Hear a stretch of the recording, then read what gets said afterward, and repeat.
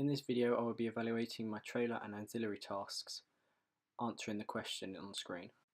I'm splitting my trailer into 4 30-second segments, of which I will view and then evaluate.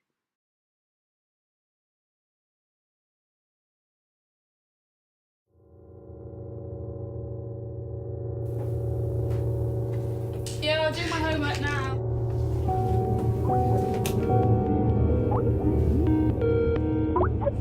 Hey, Hey, how was your day? How's college? it was really boring, and we had another clown scare, so we had to have a shitty lockdown. I keep getting these weird texts through though. It's like a video saying watch me. Have you watched it? No, I'm too scared. It's like the horror movie.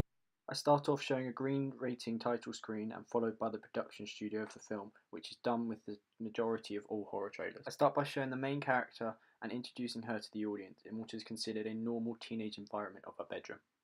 I have then utilised Skype as I have aimed for my trailer to be set in a realistic world which the audience can relate to, making it more personal and therefore more scary. I then introduce the second main character and again utilise the use of technology, with the main character using a Mac, which suits the stereotype of a typical rich white girl.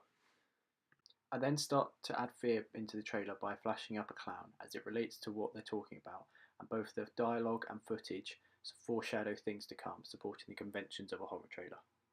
Finally, for the last bit of this segment, I try and cement it more reality by showing a news article about clown craze that happened in 2016. This is similar to real horror films saying based on a true story, as they are trying to make it more realistic and therefore scare the audience more, as the audience can see themselves in this position of the actors, making it more personal to them and more scary.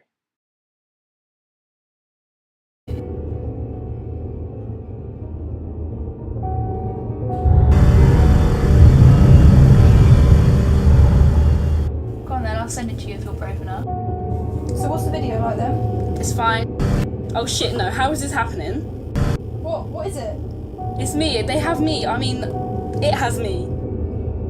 Erin, where the hell are you? Answer the damn phone. Erin!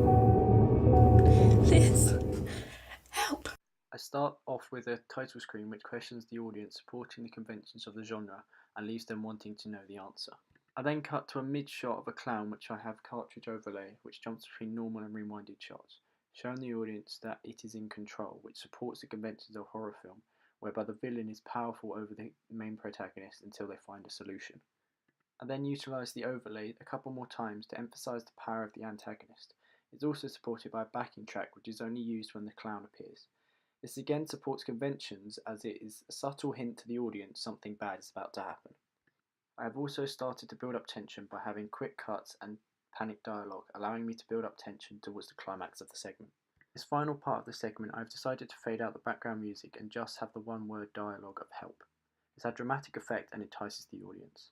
This goes against the horror conventions, as I haven't put in a jump scare at the climax, but something that will intrigue the audience and leave them with questions that they want answers to.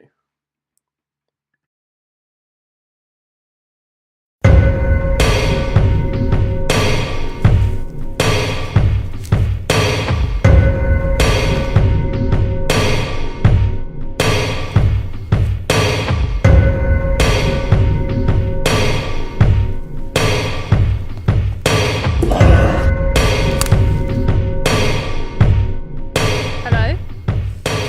Run, save yourself!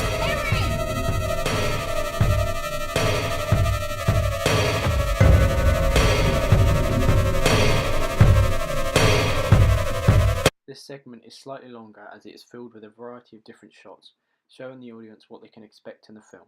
This is done by the majority of horror trailers, as it is the thing that attracts the audience the most.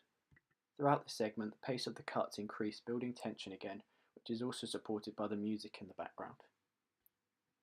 I've also put in some more text inserts, which adds more to the story. This goes against conventions, but I feel it is something that is necessary, as there are a lot of random shots, so I need to maintain the narrative of the trailer by adding these inserts. I then finish the segment with a quick jump cuts of the clown to build tension and suspense and show that it is very much in control.